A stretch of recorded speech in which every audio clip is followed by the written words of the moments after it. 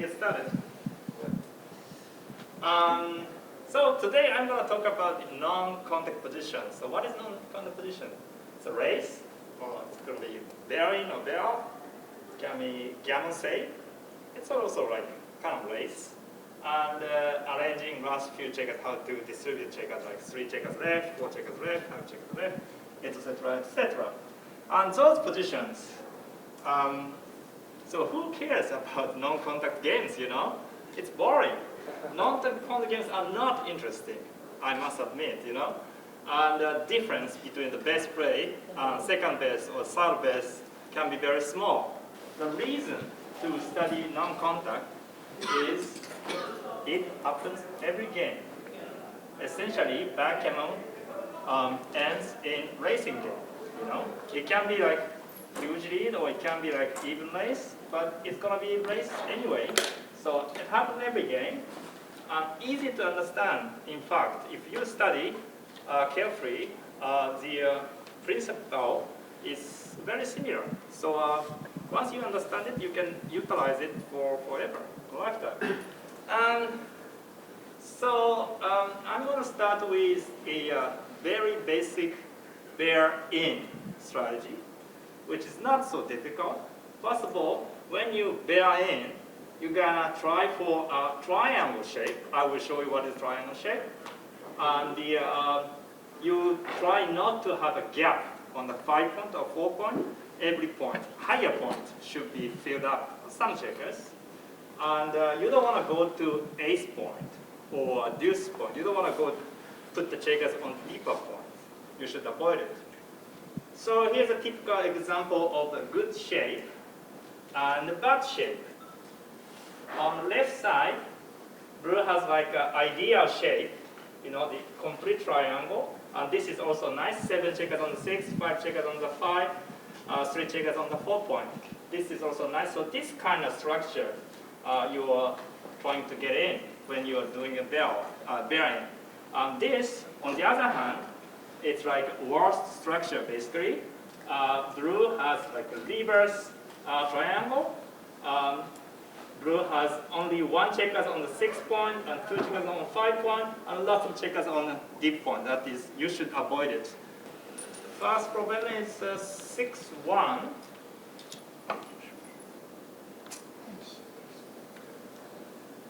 There are 13-7 is 6. So the real question is, do you want to slot to 6-5 or do you want to go like 7-6 to bearing? So which is more important? That is the real question. So people who think that 6-5 is the best play, could you put your hands up please? Okay, about 2,000 people. And who thinks that 7-6 is the best play? All right, okay.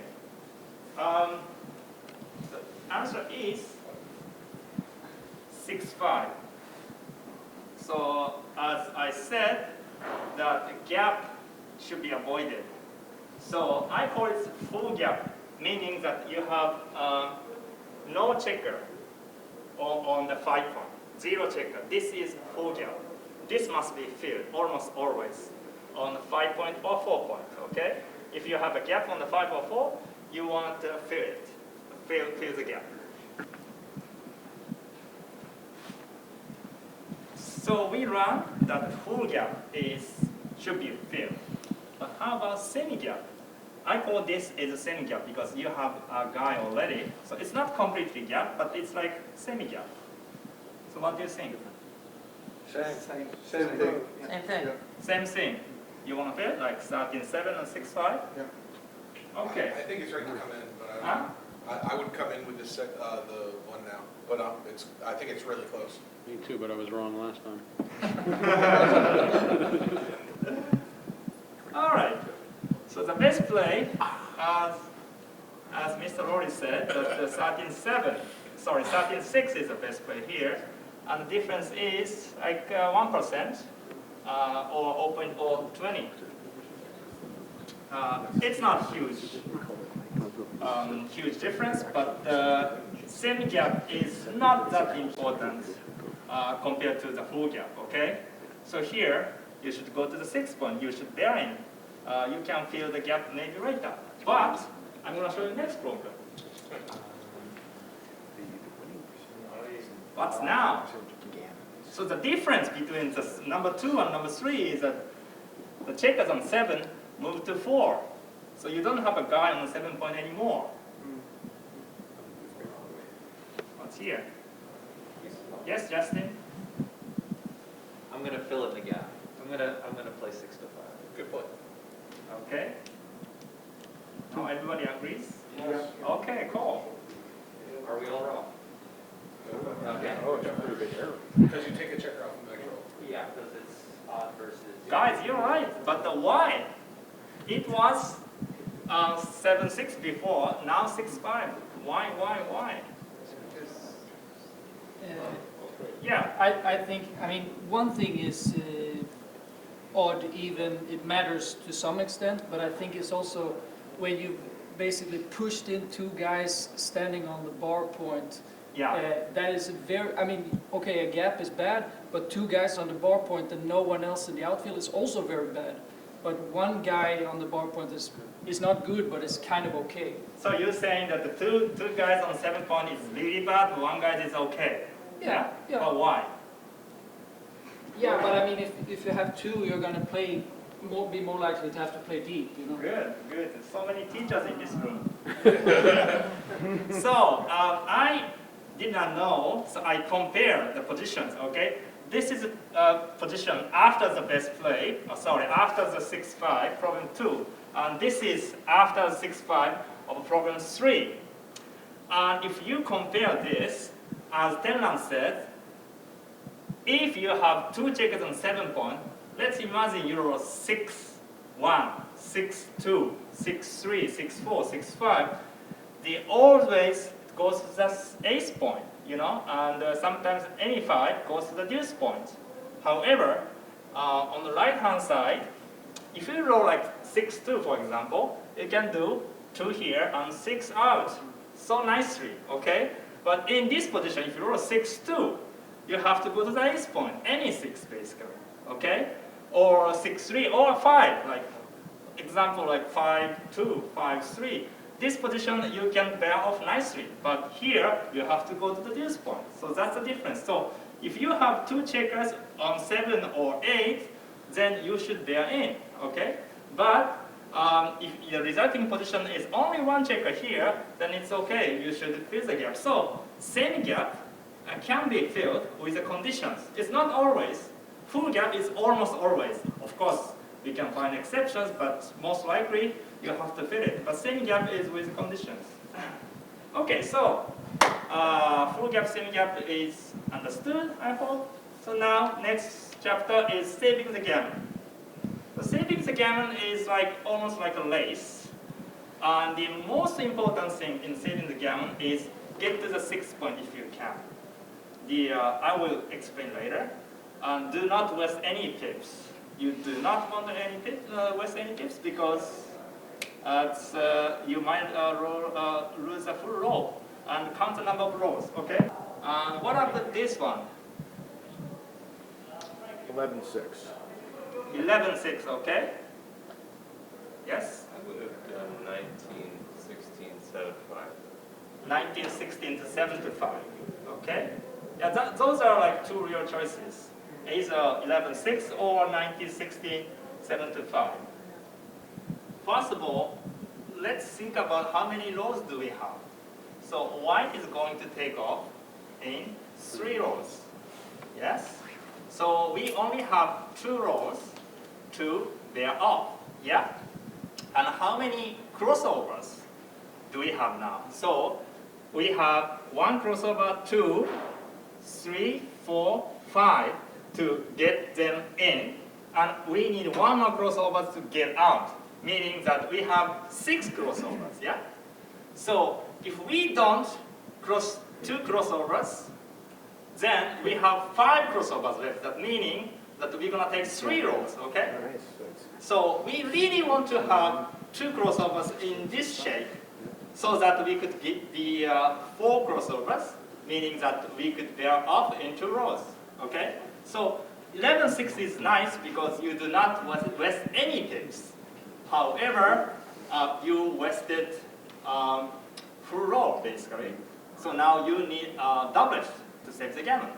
What happens if they have 7 checkers? So meaning that we have 3 rolls to bearing up. So we have more time, you know? Now, then 11-6 is fine. I mean, 19-16 and 7-5 is still the best play, but difference is like almost nothing. You see? 0.0, so it's like a tie. So the next one is 5-2. So obviously you gotta enter with a 5.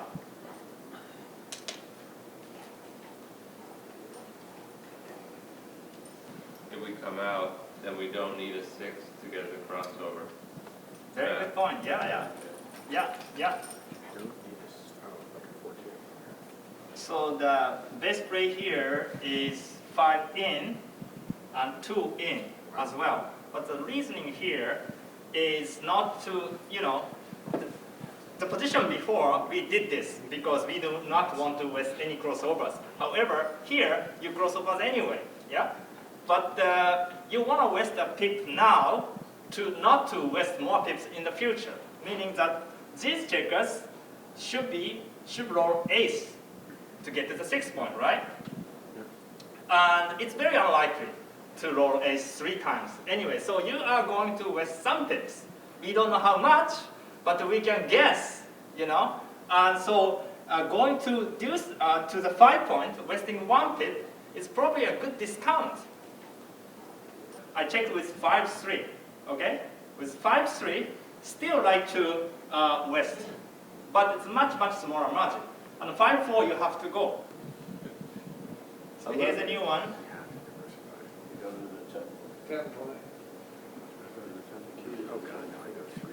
Go to 10 point. What is the alternative? 4s are duplicated. 3-2. 3-2. Okay, so who thinks that 11-10? Please put your hands up. 11-10? 11-10? Okay. How about the 3-2? Who thinks 3-2 is the right play? Still counting. Still counting. My clock's still running. All right, thank you guys. Like 50-50. 50-50. Well, 3-2 is the best play. But the reason is that you have to count, basically, 3-2 or 11-10. And the counting may not be so easy, right? However, I have some trick to make it easy, which is this. So left position, which is after 3-2, right position is the same as, okay? So here is X. So this guy needs 5 to get out, to bear in, and this guy is 5 to get in. And this N is the lowest point of this combo. So if the assumption is there should be no gap between N and 6 point. So meaning that if there's a gap, for example, the 5 point is gap, then this method couldn't work. However, if there's all filled up, it's always X and N is X and N. So what we are comparing is that 5-2 or 4-3 like that. Okay? And some of you, or most of you, might remember the odds of 5-2 or 4-3.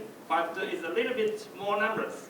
5-2 has 19 numbers to get off, and 4-3 have 17 numbers to get off. So obviously 5-2 is a better play, meaning that 3-2 is a better play.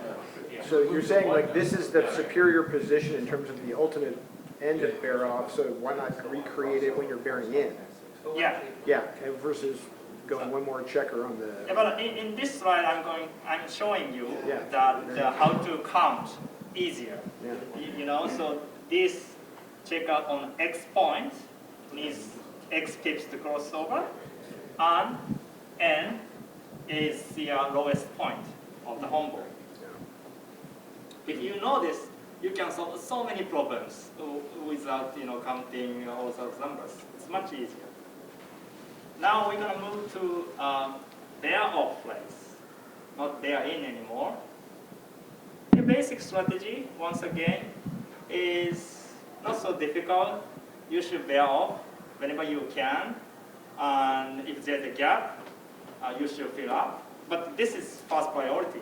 If you can't do this, you can't fill the gap.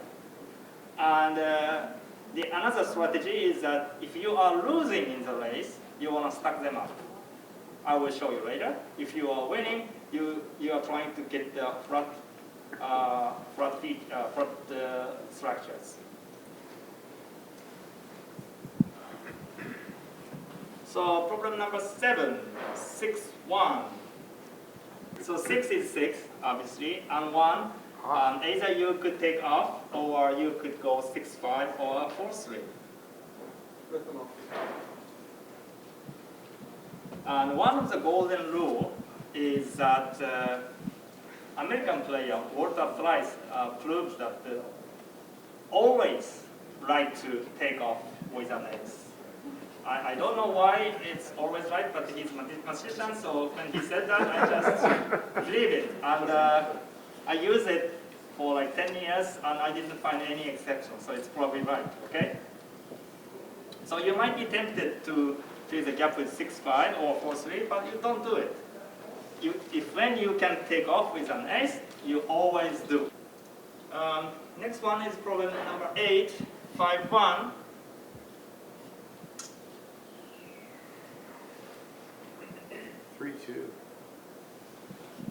Okay, 3, 2. 5 off is obvious. 6, 5, or 5, 4. You were saying if you're behind stack, Yes, I would suggest 6, 5. very good. You listen carefully. Very nice, very nice. So, if we blindly follow the general guidance, which is you want to fill the gap, but there is an exception, and this is one of them. If you take a look, white has 33 pips and red has 50 pips. So red is way down, meaning that red needs a big doublet. Okay. So to activate big doublet, you want to stack them up, meaning that you take off with a 5 and you go to 6, 5, so that double 5 works much better. But how about this?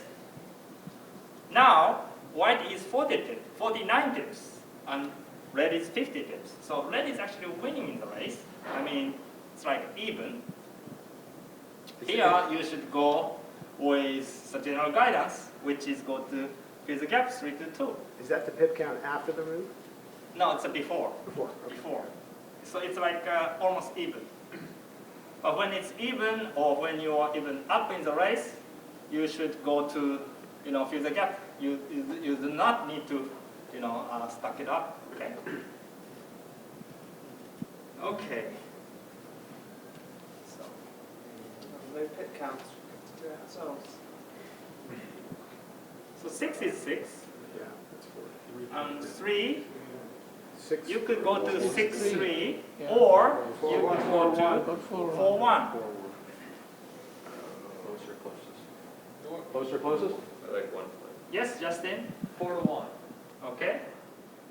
You have to say something. Did you maximize the chances? So of I getting want to better take off with my aces, and Yeah. if I roll a 3, the 3 will get filled in when I play 6 to 3. So you are right.